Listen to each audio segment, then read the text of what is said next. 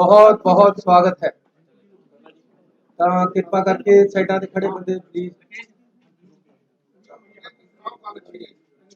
ਪੰਜਾਬ ਸਰਕਾਰ ਪੰਜਾਬ ਦੇ ਆਮ ਲੋਕਾਂ ਦੀ ਸਰਕਾਰ ਹੈ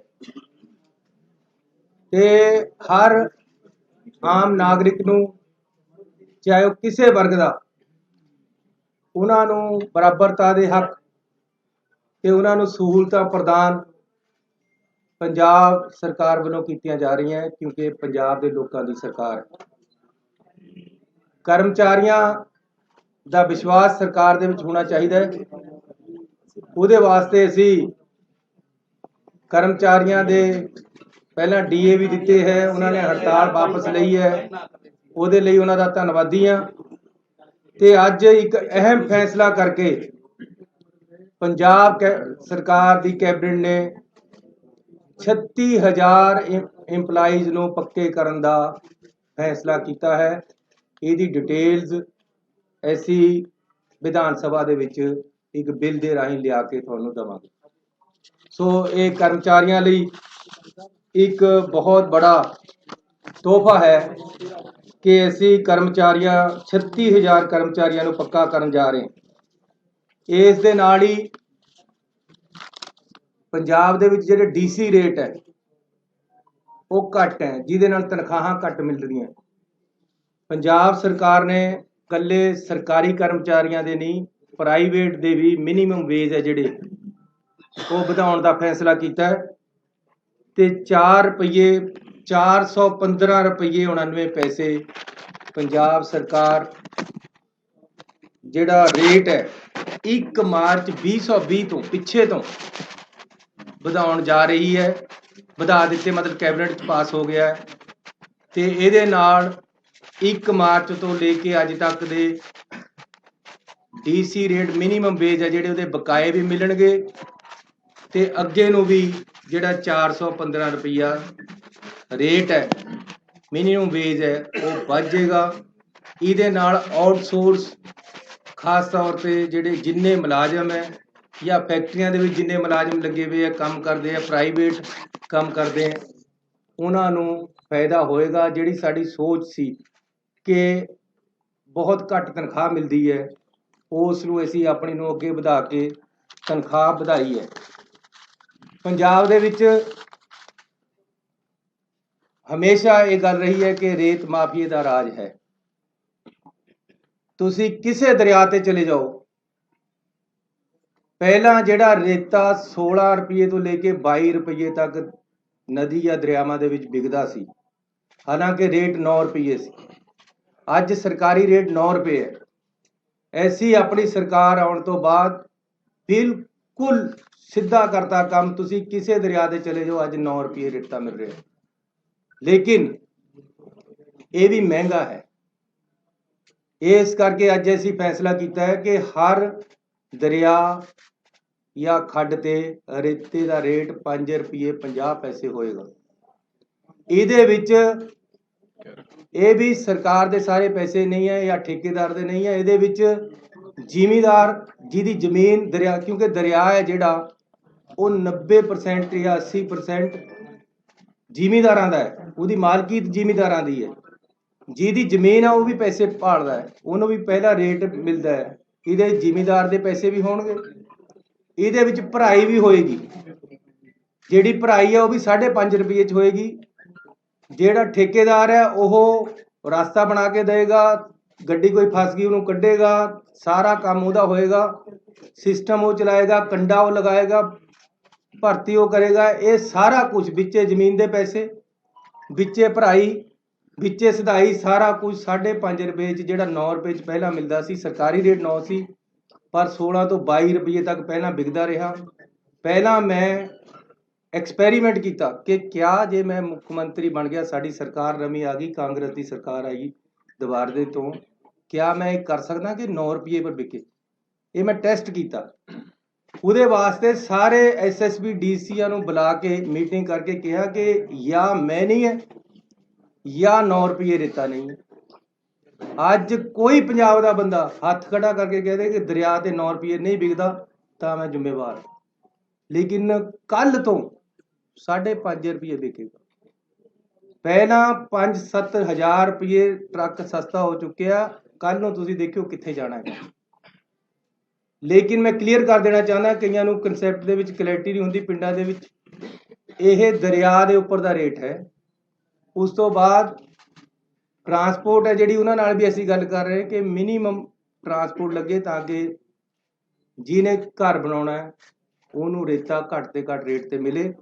ਲੇਕਿਨ ਇਹ ਕਿਉਂਕਿ ਠੇਕਾ 31 ਮਾਰਚ ਤੱਕ ਦਿੱਤਾ ਹੋਇਆ ਪਹਿਲਾਂ ਤੋਂ, ਇਹ ਪਾਲਿਸੀ ਸਾਨੂੰ ਬਹੁਤ ਹੀ ਪਸੰਦ ਨਹੀਂ ਆ ਰਹੀ। ਪਰ ਸਾਨੂੰ ਕੋਰਟਾਂ ਕਚਹਿਰੀਆਂ ਤੋਂ ਬਚਣ ਲਈ ਫਿਲਹਾਲ ਅਸੀਂ ਇਹਨੂੰ ਬਹੁਤ ਘੱਟ ਕਰਤੇ ਲਿਆਏ ਹਾਂ। ਅਲਟੀਮੇਟਲੀ ਅਸੀਂ ਆਪਣਾ ਜਦ ਅਗਲਾ ਵਿਜ਼ਨ ਦੇਵਾਂਗੇ ਉਹਦੇ 'ਚ ਅਸੀਂ ਦੱਸਾਂਗੇ ਅਸੀਂ ਕਿਸ ਤਰ੍ਹਾਂ, ਉਹਦੇ ਸਾਡੀ ਪਾਰਟੀ ਡਿਸਾਈਡ ਕਰੇਗੀ ਕਿਸ ਤਰ੍ਹਾਂ ਅਸੀਂ ਅੱਗੇ ਨੂੰ ਰੇਤਾ ਵੇਚਣਾ ਤੇ ਕਿਸ ਤਰ੍ਹਾਂ ਕਰਨਾ। ਲੇਕਿਨ ਅੱਜ ਬਹੁਤ ਸਸਤਾ ਰੇਟ ਅਸੀਂ ਜਿਹਦੇ 'ਚ ਭਰਾਈ ਵੀ ਹੈ, ਜਿਹਦੇ ਜ਼ਿਮੀਂਦਾਰ ਦੇ ਪੈਸੇ ਵੀ ਹੈ, ਜਿਹਦੇ ਸਧਾਈ ਵੀ ਹੈ, ਦਰਿਆ 'ਚੋਂ ਬਾਹਰ ਵੀ ਕੱਢਣਾ, ਉਹ ਅਸੀਂ ਰੇਟ 5.5 ਰੁਪਏ ਕਰਤਾ, ਜਿਹੜਾ ਕਿ 4 ਗੁਣਾ ਘੱਟ ਹੋਇਆ ਹੈ। ਸਾਡੀ ਉਹ ਪਿਛਲੀ ਸਰਕਾਰ ਤੇ ਪਿਛਲੀ ਬਾਦਲਾਂ ਦੀ ਸਰਕਾਰਾਂ ਨਾਲੋਂ ਤਾਂ ਸ਼ਾਇਦ 6 ਗੁਣਾ ਘੱਟ ਹੋ ਗਏ। ਸੋ ਇੱਕ ਵੱਡੀ ਰਾਹ ਦਿੱਤੀ। ਨਾਲ ਅੱਗੇ ਕਿਹਾ ਹੈ ਕਿ ਜ਼ਿਮੀਂਦਾਰ ਆਪਣੇ ਖੇਤ 'ਚੋਂ ਟਰਾਲੀ ਵੀ ਪਟਾਉਂਦਾ ਹੈ ਇੱਕ ਮਿੱਟੀ ਦੀ, ਜਾ ਕੇ ਜੀਪਾਂ ਲੈ ਕੇ ਖੜ ਜਾਂਦੇ ਕਿ ਜੀ ਲਿਆਓ ਰਿਓਲਟੀ। ਕਿਸੇ ਨੇ ਭਰਤ ਪਾਉਣਾ ਹੈ ਉਸ ਨੂੰ ਤੰਗ ਕਰਦੇ ਹੈ। ਐਸੀ ਇਹ ਕਰਤਾ ਹੈ ਕਿ ਮਿੱਟੀ ਕੋਈ ਜ਼ਿਮੀਂਦਾਰ ਆਪਣੇ ਖੇਤ 'ਚੋਂ ਪਟਾਉਂਦਾ ਹੈ। ਦੇਖੋ ਮੈਂ ਪਿੰਡਾਂ ਦੇ ਵਿੱਚ ਜਾਂਦਾ ਰਹਿੰਦਾ ਹੈ। ਪਿੰਡਾਂ 'ਚ ਕਿਹਾ ਕਿਸੇ ਨੇ ਵਿਆਹ ਕਰਨਾ ਹੈ ਤਾਂ ਤੰਗੀ ਹੁੰਦੀ ਹੈ, ਅਗਲਾ 2 ਫੁੱਟ ਮਿੱਟੀ 'ਚ ਕਰ ਦਿੰਦਾ ਹੈ। ਸਾਡੀ ਰਾਇਲਟੀ ਵਾਲੇ ਅੱਧੇ ਪੈਸੇ ਲੈ ਲੈਂਦੇ ਜਾ ਕੇ।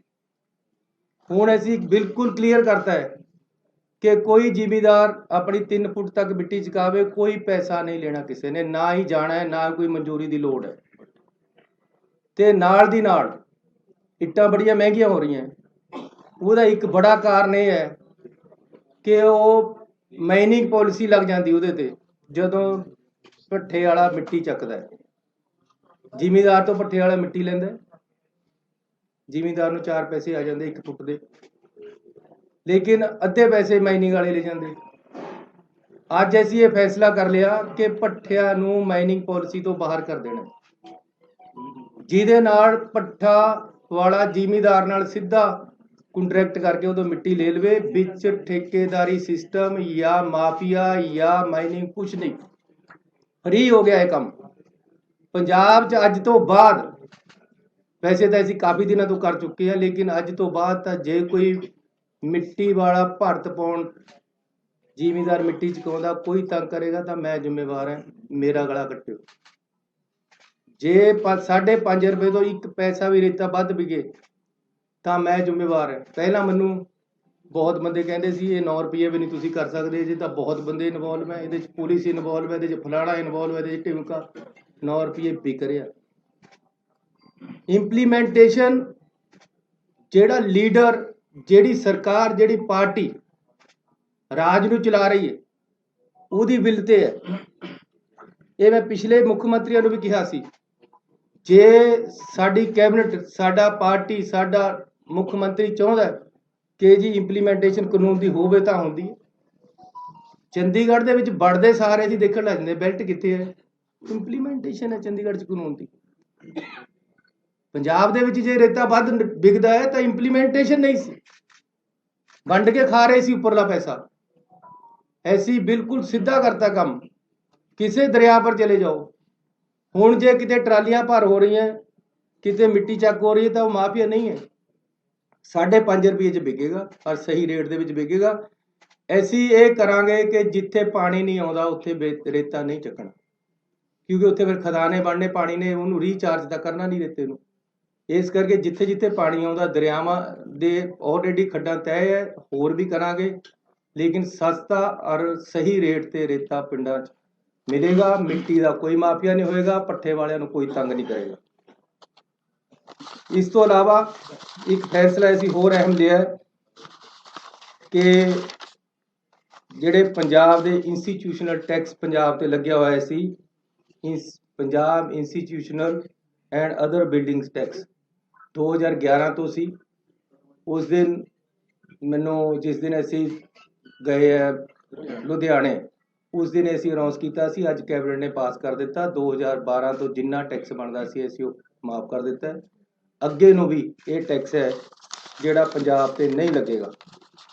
ਇਸ ਤੋਂ ਇਲਾਵਾ ਅਸੀਂ ਵਨ ਟਾਈਮ ਸੈਟਲਮੈਂਟ ਜਿਹੜੀ ਕੰਪਾਊਂਡੇਬਲ ਬਿਲਡਿੰਗਸ ਹੈਗੀਆਂ, ਜਿਹੜੀਆਂ ਸ਼ਹਿਰਾਂ ਦੇ ਵਿੱਚ ਇਹ ਵੱਡੀ ਰਾਹਤ ਦੇ ਰਹੇ ਹੈ ਕਿ ਜਿਹੜੀਆਂ ਬਿਲਡਿੰਗਾਂ ਬਣ ਗਈਆਂ ਉਹਦੇ ਪਰ ਕਿਸੇ ਨੇ ਚਵਾਰਾ ਪਾ ਲਿਆ, ਕਿਸੇ ਨੇ ਹਾਈਟ ਜ਼ਿਆਦਾ ਵਧਾ ਲਈ ਜਾਂ ਕਿਸੇ ਨੇ ਬਾਹਰ ਨੂੰ ਥੋੜਾ ਬਹੁਤਾ ਕੱਢ ਲਿਆ। ਜਿਹੜਾ ਕੁਝ ਕੰਪਾਊਂਡੇਬਲ ਹੈ ਉਹਨਾਂ ਨੂੰ ਅਸੀਂ ਰੇਟ ਵੀ ਘਟਾ ਦਿੱਤੇ ਆ 25%। ਉਹਨਾਂ ਨੂੰ ਦੁਬਾਰੇ ਲੀਗਲਾਈਜ਼ ਕਰਨ ਦਾ ਇੱਕ ਵਨ ਟਾਈਮ ਪਾਲਿਸੀ ਲੈ ਕੇ ਆਏ ਹੈ, ਜਿਹੜੀ ਕਿ ਕੱਲ ਤੋਂ ਚਾਲੂ ਹੋ ਜਾਏਗੀ। ਇਸ ਦੇ ਨਾਲ ਇਹ ਸਾਡੇ ਅੱਜ ਦੇ ਐਲਾਨ ਹੈ ਜਿਹੜੇ ਕਿ ਅਸੀਂ ਵੱਡੀ ਰਾਹਤ ਪੰਜਾਬ ਦੇ ਲੋਕਾਂ ਨੂੰ ਦਿੱਤੀ ਹੈ। ਸਾਡੇ ਐਡਵੋਕੇਟ ਜਨਰਲ ਸਾਹਿਬ ਨੇ, ਤੁਹਾਨੂੰ ਤੁਸੀਂ ਜਾਣਦੇ ਹੋ, ਕਾਫੀ ਦਿਨਾਂ ਤੋਂ ਅਸਤੀਫਾ ਦਿੱਤਾ ਹੋਇਆ ਸੀ। ਅੱਜ ਕੈਬਨਿਟ ਨੇ ਉਹਨੂੰ ਮਨਜ਼ੂਰ ਕਰ ਲਿਆ। ਗਵਰਨਰ ਸਾਹਿਬ ਕੋਲ ਭੇਜਾਂਗੇ, ਜਦੋਂ ਅੱਜ ਹੀ ਸ਼ਾਇਦ ਪਾਸ ਹੋ ਜਾਏਗਾ, ਕੱਲ੍ਹ ਨੂੰ ਅਸੀਂ ਨਵਾਂ ਐਡਵੋਕੇਟ ਜਨਰਲ ਲਗਾਵਾਂਗੇ। ਇਸ ਤੋਂ ਇਲਾਵਾ DGP ਦੀ ਜਿਹੜੀ ਪੋਸਟਿੰਗ ਹੈ, ਜਿੰਨੇ 30 ਸਾਲ ਤੋਂ ਉੱਪਰ ਦੇ ਹੈ, ਇਹ ਕਾਨੂੰਨ ਹੈ, ਜਿਨ੍ਹਾਂ ਦੀ 30 ਸਾਲ ਨੌਕਰੀ ਹੋ ਗਈ ਹੈ ਉਹਨਾਂ ਦਾ ਅਸੀਂ ਆਲਰੇਡੀ ਭੇਜ ਚੁੱਕੇ ਸਾਰਿਆਂ ਦੇ ਨਾਮ। ਸਾਤੋਂ ਸਾਰਿਆਂ ਦੇ ਨਾਮ ਮੰਗੇ ਗਏ ਹੈ। ਉਹਨਾਂ ਵਿੱਚੋਂ ਇੱਕ ਪੈਨਲ ਬਣਾ ਕੇ ਕੇਂਦਰ ਸਰਕਾਰ ਭੇਜੇਗੀ। ਉਹ ਪੈਨਲ ਵਿੱਚੋਂ ਅਸੀਂ DGP ਨਵਾਂ ਲਗਾਵਾਂਗੇ। ਜਿਹੜਾ ਪੈਨਲ ਆਏਗਾ, ਇਹ ਪਹਿਲਾਂ ਤੋਂ ਇੱਕ ਪ੍ਰਿੰਸੀਪਲੀ ਕਲੀਅਰ ਹੋਇਆ। ਸੋ ਮੈਂ ਤੁਹਾਡਾ ਧੰਨਵਾਦੀ ਹਾਂ ਕਿ ਤੁਸੀਂ ਅੱਜ ਇੱਥੇ ਆਏ ਹੋ। ਪੰਜਾਬ ਦੇ ਵੱਡੇ ਐਲਾਨ ਹੋਏ ਹੈ। ਪਰਸੋਂ ਨੂੰ ਸਾਡਾ ਵਿਧਾਨ ਸਭਾ ਦਾ ਸੈਸ਼ਨ ਹੈ, ਉਹਦੇ ਵਿੱਚ ਅਸੀਂ ਬਿਜਲੀ ਸਮਝੌਤਿਆਂ ਬਾਰੇ ਬਿੱਲ ਲੈ ਕੇ ਆਵਾਂਗੇ। ਕਿਸਾਨਾਂ ਬਾਰੇ ਜਿਹੜੇ ਕਾਲੇ ਕਾਨੂੰਨ ਬਣੇ ਹੈ ਉਹਦੇ ਬਾਰੇ ਵਿੱਚ ਰੈਜੂਲੇਸ਼ਨ ਤੇ ਕੁਝ ਬਿੱਲ ਆਉਣਗੇ। ਇਸ ਦੇ ਨਾਲ ਹੀ ਜਿਹੜਾ 50 ਕਿਲੋਮੀਟਰ ਅੰਦਰ BSF ਆਉਣ ਦਾ ਫੈਸਲਾ ਹੈ, ਉਹਦੇ ਬਾਰੇ ਵਿੱਚ ਵੀ ਅਸੀਂ ਇਹ ਵਿਧਾਨ ਸਭਾ ਦੇ ਵਿੱਚ ਇਹ ਮਸਲਾ ਰੱਖਾਂਗੇ ਤੇ ਇਹਦੇ ਬਾਰੇ ਰੈਜੂਲੇਸ਼ਨ ਲੈ ਕੇ ਆਵਾਂਗੇ। ਸੋ ਮੈਂ ਧੰਨਵਾਦੀ ਹਾਂ ਆਪਣੇ ਮੰਤਰੀ ਸਾਹਿਬਾਨ ਦਾ। ਸਾਡੀ ਪਾਰਟੀ ਦੇ ਪ੍ਰਧਾਨ ਸਾਹਿਬ ਵੀ ਸਾਡੇ ਵਿਚਕਾਰ ਆਏ ਹੈ, ਉਹਨਾਂ ਦਾ ਵੀ ਮੈਂ ਸਵਾਗਤ ਵੀ ਕਰਦਾ, ਉਹਨਾਂ ਦਾ ਧੰਨਵਾਦ ਵੀ ਕਰਦਾ। ਤੇ ਹੁਣ ਮੈਂ ਪ੍ਰਧਾਨ ਜੀ ਨੂੰ ਬੇਨਤੀ ਕਰਾਂਗਾ।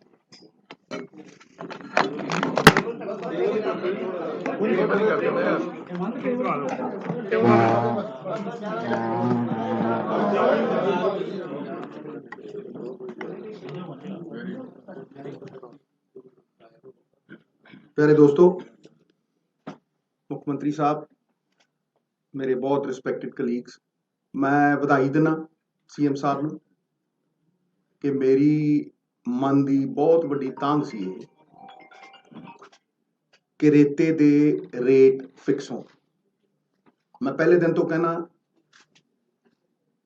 ਜਿਸ ਦਿਨ ਰੇਤੇ ਦੇ ਰੇਟ ਫਿਕਸ ਹੋਣਗੇ ਮਾਫੀਆ ਉਸੇ ਦਿਨ ਮਰ ਜਾਏਗਾ।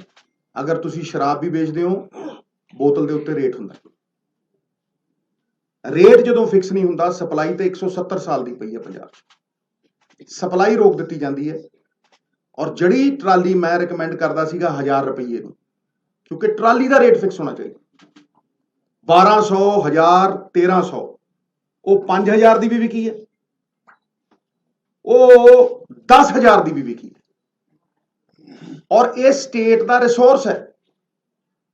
ਜਿਹੜੀਆਂ ਅਮੈਨਿਟੀਜ਼ ਅੱਜ CM ਸਾਹਿਬ ਦੇ ਰਹੇ ਨੇ, ਇਹ ਵਧਾਈ ਦੇ ਪਾਤਰ ਨੇ, ਪਰ ਇਹਨਾਂ ਅਮੈਨਿਟੀਜ਼ ਨੂੰ ਸਸਟੇਨ ਕਰਨ ਦੇ ਲਈ ਸਟੇਟ ਦੇ ਖਜ਼ਾਨੇ 'ਚ ਬਲ ਚਾਹੀਦਾ।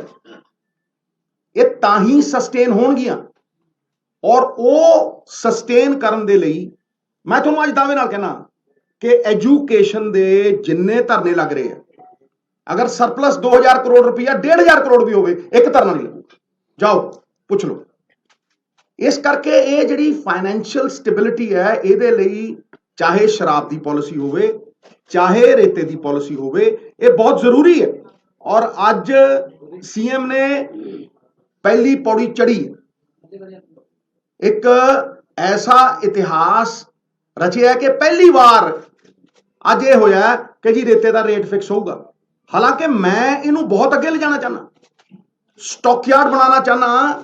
ਔਰ ਇੱਕ ਗੱਲ ਸਾਰੀ ਦੁਨੀਆ ਸਮਝੇ, ਮੈਂ ਡੰਕੇ ਦੀ ਚੋਟ ਤੇ ਕਹਿਣਾ, ਮੇਰਾ ਬਹੁਤ ਅਧਿਐਨ ਹੈ ਇਹਦੇ ਉੱਤੇ, ਕਿਉਂਕਿ ਮੈਂ ਜਾਣਦਾ ਕਿ ਪੰਜਾਬ ਦੀ ਸਰਵਾਈਵਲ ਇਹਦੇ ਨਾਲ ਜੁੜੀ ਹੋਈ ਹੈ। ਉਹ ਕੀ ਹੈ ਕਿ there is nothing called the sand mafia, it is the transport mafia। ਰੇਤਾ ਬੁੱਕਲ 'ਚ ਨਹੀਂ ਕੋਈ ਲਿਜਾ ਸਕਦਾ, ਰੇਤਾ ਟਰੱਕਾਂ 'ਚ ਜਾਂਦਾ ਹੈ। ਔਰ ਅਗਰ ਸਟਾਕ ਯਾਰਡ 'ਚੋਂ ਸਰਕਾਰੀ ਟਰੱਕਾਂ ਦੇ ਵਿੱਚ ਜਾਏਗਾ ਤੇ ਉਹ ਸਰਕਾਰੀ ਟਰੱਕ ਦਾ ਰੰਗ ਹੋਏਗਾ। ਇਹ ਨਹੀਂ ਆ ਵੀ ਛੋਟੀ ਜੀ ਸੜਕ ਦੇ ਉੱਤੇ ਜਿਹੜਾ ਮਰਜ਼ੀ ਟਿੱਪਰ ਦੜਾਤਾ, ਤੇ ਫਿਰ ਉਹਦੀ ਚੈਕਿੰਗ ਹੋ ਸਕਦੀ ਹੈ। ਰੇਟ, ਵੇਟ ਤੇ ਡੇਟ 2015 ਦੇ ਵਿੱਚ ਨੋਟੀਫਿਕੇਸ਼ਨ ਹੋਈ ਅਕਾਲੀ ਸਰਕਾਰ 'ਚ ਕਿ ਜਿਹੜੇ ਟਰੱਕ ਤੇ ਡੇਟ, ਰੇਟ ਔਰ ਵੇਟ ਨਹੀਂ ਹੈ ਉਹਨੂੰ ਇੰਪਾਊਂਡ ਕੀਤਾ ਜਾਏ। 7 ਸਾਲਾਂ 'ਚ ਦੱਸੋ ਕਿੰਨੇ ਟਰੱਕ ਇੰਪਾਊਂਡ ਹੋਏ ਆ? ਦੱਸੋ, ਇੱਕ ਹੋਇਆ ਹੋਵੇ ਤਾਂ ਦੱਸੇ। ਬਾਹਰੋਂ ਟਰੱਕ ਆਉਂਦਾ, ਪਠਾਨਕੋਟ ਤੋਂ ਟਰੱਕ ਆਉਂਦਾ, ਗੁੰਡਾ ਟੈਕਸ ਲਿੱਤਾ ਜਾਂਦਾ ਉਹਨਾਂ ਤੋਂ 5000, ਕਿਸੇ ਤੋਂ 7000, ਅਗਲਾ 25000 26000 ਦਾ ਟਰੱਕ ਲੈ ਕੇ ਆਉਂਦਾ ਬਾਹਰੋਂ, ਤੇ ਇੱਥੇ 15000 ਦਾ ਵੇਚਦਾ ਹੈ। ਠੀਕ ਹੈ, ਉਹ ਫਿਰ ਪ੍ਰੋਫਿਟ ਚਾਹੁੰਦਾ, ਤੇ ਕਿਉਂ ਨਾ ਉਹ 7000 GST ਦੇ ਰੂਪ ਦੇ ਵਿੱਚ ਅਸੀਂ ਐਕਸੈਪਟ ਕਰੀਏ ਬਈ, ਤੇ 300 ਕਰੋੜ ਰੁਪਇਆ ਸਾਲ ਕਿਉਂ ਨਾ ਲਵਾਈਏ। ਇਸੇ ਤਰ੍ਹਾਂ ਜਿਸ ਤਰ੍ਹਾਂ ਮੈਂ ਰੇਤੇ ਦੀ ਗੱਲ ਕਰ ਰਿਹਾ, ਜਿੱਦਣ ਰੇਤੇ ਦੇ ਰੇਟ ਫਿਕਸ ਹੋ ਗਏ 170 ਸਾਲ ਦਾ, ਤੁਹਾਨੂੰ ਮੈਂ ਉਦਾਹਰਣ ਦੇ ਰਿਹਾ, ਚੈੱਕ ਕਰੋ।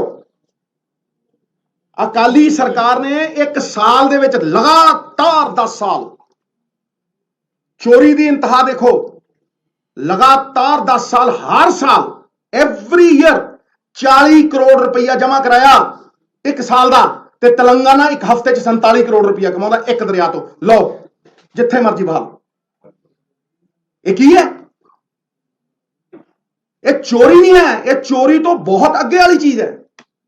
2400 ਕਰੋੜ ਰੁਪਈਆ ਤੇਲੰਗਾਨਾ ਨੇ 2014 ਚੋਂ ਉਹ ਅੱਡ ਹੁੰਦੇ ਨੇ ਆਂਧਰਾ ਪ੍ਰਦੇਸ਼ ਤੋਂ, ਤੇ ਪਹਿਲੇ 3.5 ਸਾਲਾਂ ਦੇ ਵਿੱਚ 2400 ਕਰੋੜ ਰੁਪਈਆ ਕਮਾਉਂਦੇ ਨੇ, ਤੇ ਅਕਾਲੀ ਸਰਕਾਰ 10 ਸਾਲਾਂ ਦੇ ਵਿੱਚ 400 ਕਰੋੜ ਰੁਪਈਆ ਜਮ੍ਹਾਂ ਕਰਾਉਂਦੀ ਹੈ। 4 ਦਰਿਆ, 1300 ਕਿਲੋਮੀਟਰ ਦਰਿਆ, ਤੇ 40 ਕਰੋੜ ਰੁਪਈਆ ਸਾਲ, ਤੇ ਤੇਲੰਗਾਨਾ 300 ਕਿਲੋਮੀਟਰ ਦਰਿਆ ਤੇ 47 ਕਰੋੜ ਰੁਪਈਆ ਹਫ਼ਤੇ ਦਾ। ਕੋਈ ਮੇਲ ਹੈ? ਇਹ ਸਟੇਟ ਦੇ ਰਿਸੋਰਸਿਸ ਨੇ ਸਾਹਿਬ, ਇਹ ਸਟੇਟ ਦੇ ਰਿਸੋਰਸਿਸ ਨੇ। ਇਹ ਜਦ ਤੱਕ ਖਜ਼ਾਨੇ 'ਚ ਨਹੀਂ ਆਉਣਗੇ, ਔਰ ਮੈਂ ਵਿਸ਼ਵਾਸ ਦਿਵਾਉਣਾ ਤੁਹਾਨੂੰ ਕਿ ਇਸੇ ਸਹਿਯੋਗ ਦੇ ਨਾਲ, ਇੱਕ ਪਾਲਿਸੀ ਨਾਲ ਬੈਠ ਕੇ ਆਪਣੇ ਕੋਲੀਗਸ ਦੇ ਸਹਿਯੋਗ ਦੇ ਨਾਲ 500 ਵਾਅਦੇ ਨਹੀਂ ਹੋਣੇ ਐਤਕੀ। ਇੱਕ ਰੋਡ ਮੈਪ ਹੋਏਗਾ, ਛੋਟਾ ਰੋਡ ਮੈਪ ਹੋਏਗਾ, ਔਰ ਵਾਅਦਿਆਂ ਨੂੰ ਕਟੇਲ ਕਰਕੇ ਉਨੇ ਹੀ ਰੱਖਾਂਗੇ ਜਿਹੜੇ ਵਿਸ਼ਵਾਸ ਦੇ ਪਾਤਰ ਹੋਣ। ਨਵਜੋਤ ਸਿੰਘ ਸਿੱਧੂ ਅਗਰ ਸੱਤਾ ਹੰਡਾਉਣੀ ਹੁੰਦੀ, ਕੁਰਸੀਆਂ ਹੀ ਹੰਡਾਉਣੀਆਂ ਹੁੰਦੀਆਂ, ਤੇ ਪੰਜਾਬ ਖਾਤਰ ਨਾ ਲੜਦਾ। ਫਿਰ ਜਿਹੜੀ ਮੇਰੀ ਲੜਾਈ ਹੈ ਉਹ ਕੋਈ ਨਿੱਜੀ ਲੜਾਈ ਨਹੀਂ, ਇਹ ਰੇਤੇ ਦੀ ਲੜਾਈ ਵੀ ਮੇਰੀ ਕੋਈ ਨਿੱਜੀ ਲੜਾਈ ਨਹੀਂ। ਅੱਜ ਮਾਹੌਲ ਬਦਲਿਆ, ਇੱਕ ਬਦਲਾਵ ਦੀ ਪਰਿਸਥਿਤੀ ਹੈ, ਲੇਕਿਨ ਇਹਨੂੰ ਪੱਕੇ ਪੈਰ ਅਗਰ ਸਸਟੇਨ ਕਰਨਾ ਅਸੀਂ 5 ਸਾਲ, ਤੇ ਇਹਨਾਂ ਰਿਸੋਰਸਿਸ ਨੂੰ ਸਾਨੂੰ ਯੂਟਿਲਾਈਜ਼ ਕਰਨਾ ਪਏਗਾ। ਔਰ ਆਉਣ ਵਾਲਾ ਸਮਾਂ ਸਾਡਾ ਚੋਖਾ ਹੀ ਚੋਖਾ। ਇਸ ਗੱਲ ਦੇ ਉੱਤੇ ਮੈਂ ਪਹਿਰਾ ਦਿੰਦਾ ਰਹੂੰਗਾ। ਔਰ ਮੇਰਾ ਪਾਰਟੀ ਵੱਲੋਂ ਇਹ ਜੋ ਇਹਨਾਂ ਨੇ ਕਿਹਾ ਕੱਲ ਕੈਬਨਿਟ ਦੇ ਵਿੱਚ ਅਗਰ ਡਿਸੀਜਨ ਹੁੰਦੇ ਆ, ਮੇਰਾ ਪਾਰਟੀ ਵੱਲੋਂ 110% ਸਹਿਯੋਗ, ਨਾਲੇ ਚੀਫ ਮਿਨਿਸਟਰ ਨੂੰ, ਨਾਲੇ ਸਾਰਿਆਂ ਨੂੰ, ਇਹਦੇ 'ਚ ਕੋਈ ਸ਼ੱਕ ਨਹੀਂ। बहुत बहुत धन्यवाद जी सर। हाँ जी, हाँ बोलो बोलो बोलो बोलो बोलो, जुग जुग जियो मेरे प्यारे, बोलो।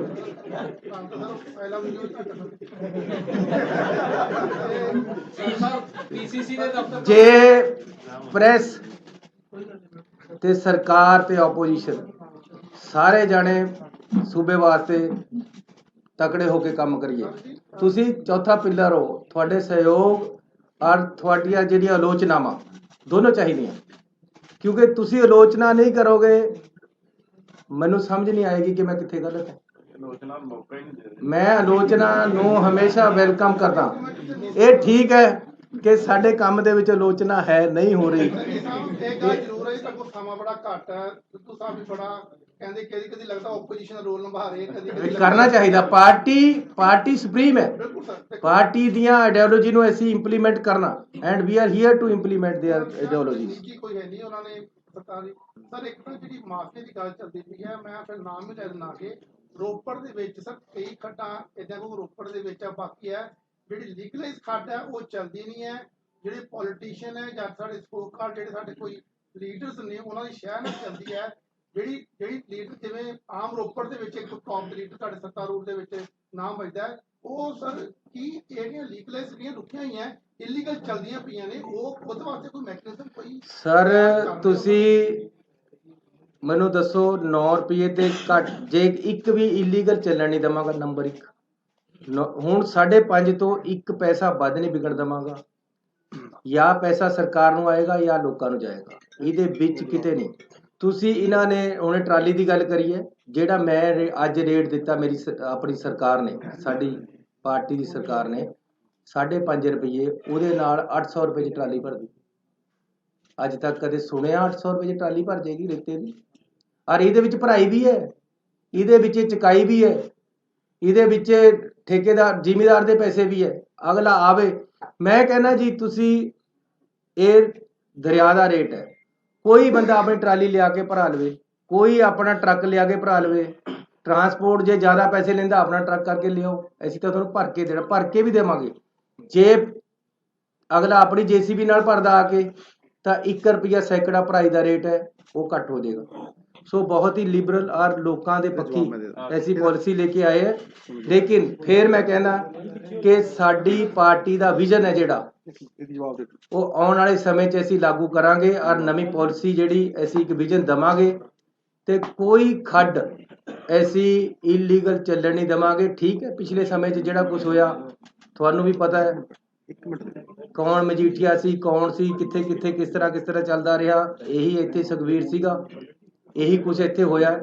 ਲੇਕਿਨ ਭਰਾਵੋ ਇੱਕ ਗੱਲ ਦੱਸ ਦੇਣਾ, ਹੁਣ ਲੋਕਾਂ ਦੀ ਸਰਕਾਰ ਹੈ। ਮੈਂ ਲੋਕਾਂ ਨੂੰ ਕਹਿ ਦੇਣਾ ਕਿ ਆਪਣਾ ਮੋਬਾਈਲ ਲੈ ਕੇ ਖੜ ਜਾਓ, ਉੱਥੇ ਮੇਰੇ ਨੌਜਵਾਨ ਮੁੰਡੇ ਖੜਨਗੇ। ਪੁਲਿਸ ਵਾਲਿਆਂ ਨੂੰ ਕਹਿਤਾ ਜਾਂ ਤੁਸੀਂ ਨਹੀਂ ਜਾਂ ਮੈਂ ਨਹੀਂ। ਨੌਜਵਾਨ ਮੁੰਡਾ ਇੱਕ ਮੈਨੂੰ ਕੋਈ ਵੀਡੀਓ ਪਾ ਦੇਵੇ ਕਿ ਜੀ ਨੇ ਮੇਰੇ 5.5 ਨਹੀਂ 5 ਰੁਪਏ 60 ਪੈਸੇ ਲਏ, ਜਾਂ ਉਹ ਨਹੀਂ ਆ ਮੈਂ। ਬਹੁਤ ਧੰਨਵਾਦ। ਮੈਂ ਇੱਕ ਮਿੰਟ ਇਸ ਗੱਲ ਦਾ ਜਵਾਬ ਦੇਣਾ, ਮੈਂ ਇਸ ਗੱਲ ਦਾ ਜਵਾਬ ਦੇਣਾ, ਮੈਂ ਤੁਹਾਨੂੰ ਜਵਾਬ ਦੇਣਾ। ਮੈਂ ਦੇਖੋ ਰੋਪੜ ਕੀ ਹੋ ਰਿਹਾ ਕੀ ਨਹੀਂ ਹੋ ਰਿਹਾ ਨਿੱਜੀ ਤੌਰ ਦੇ ਉੱਤੇ ਇਹ ਤੁਸੀਂ ਤਹਿਕੀਕਾਤ ਕਰੋ, ਜੇ ਪ੍ਰੂਫ ਹੈਗਾ ਤਾਂ ਦਿਓ, ਠੀਕ ਹੈ। ਮੈਂ ਤੁਹਾਨੂੰ ਇੰਨਾ ਕਹਿਣਾ ਚਾਹੁੰਦਾ ਔਰ ਡੰਕੇ ਦੀ ਚੋਟ ਤੇ ਕਹਿਣਾ ਚਾਹੁੰਦਾ, ਇਹ ਜੋ ਕੁਝ ਸ਼ਰਾਬ 'ਚ ਹੋਇਆ, ਜੋ ਕੁਝ ਰੇਤੇ 'ਚ ਹੋਇਆ, ਇਹ ਇੱਕ ਕਾਰਟਲ ਕਰਕੇ ਹੋਇਆ। ਕਾਰਟਲ ਠੇਕੇਦਾਰੀ 'ਚ ਬਣਦਾ। ਜਿੱਥੇ ਜਿੱਥੇ 35,000 ਕਰੋੜ ਰੁਪਏ ਕਮਾਏ ਗਏ, ਜਿੱਥੇ ਜਿੱਥੇ 3 ਸਾਲਾਂ ਦੇ ਵਿੱਚ 2,500 ਕਰੋੜ ਰੁਪਏ ਕਮਾਏ ਗਏ 300 ਕਿਲੋਮੀਟਰ ਦਰਿਆ ਚੋਂ, ਉੱਥੇ ਸਟੇਟ ਓਨਡ ਸੀ, ਉੱਥੇ ਕਾਰਪੋਰੇਸ਼ਨ ਸੀ। ਮੈਂ ਤੁਹਾਡੀ ਗੱਲ ਦਾ ਜਵਾਬ ਦੇ ਰਿਹਾ। ਸਵਾਲ ਇਹ ਹੈ ਕਿ ਮਹਾਰਾਜ ਪਾਪੀ ਨਹੀਂ ਮਾਰਨੇ, ਪਾਪ ਮਾਰਨਾ। ਇੱਕ ਸਿਸਟਮ ਐਸਾ ਹੈ ਜਿਹੜਾ ਕਹਿੰਦਾ ਆ ਹੁਣ ਮੇਰੇ ਨਾਲ ਰਲ, ਜਦੋਂ ਤੂੰ ਚੋਰ ਹੋ ਗਿਆ ਤੇ ਤੈਨੂੰ ਨਾਲ ਰਲਾਵਾਂਗਾ। ਸੁਣੋ ਮੈਂ ਮੇਰੀ ਗੱਲ ਪੂਰੀ ਕਰਨੇ ਮਿੱਤਰਾ, ਪੂਰੀ ਕਰਨੇ। ਸਿਸਟਮ ਜਦੋਂ ਉਹ ਹੋਇਆ ਸਟੇਟ ਓਨਡ, ਚਾਹੇ ਸ਼ਰਾਬ ਹੋਵੇ ਤੇ ਚਾਹੇ ਰੇਤਾ ਹੋਵੇ, ਕਿਸੇ ਦਾ ਵਾਸੀ ਨਹੀਂ ਚੱਲਣਾ, ਕਿਉਂਕਿ ਉਹ ਸੂਬੇ ਦਾ। ਫਿਰ ਸ਼ਰਾਬ ਦੀ ਬੋਤਲ ਵੀ ਜੇ ਅੱਧਾ ਕਿਲੋਮੀਟਰ ਤੁਰੀ ਤੇ ਪਤਾ ਲੱਗੂ ਉੱਤੇ ਚਿੱਪ ਲੱਗੀ ਹੋਊ। ਇਹ ਨਹੀਂ ਹੈ ਵੀ ਰਾਤ ਨੂੰ ਕਦੇ ਕਿੱਧਰ ਨੂੰ ਚਲੀ ਗਈ ਤੇ ਕਦੇ ਕਿੱਧਰ ਨੂੰ ਚਲੀ ਗਈ ਤੇ ਕਦੇ ਕਿਹਦੇ ਦਾ ਤੇ ਕਦੇ ਕਿਸੇ ਦਾ।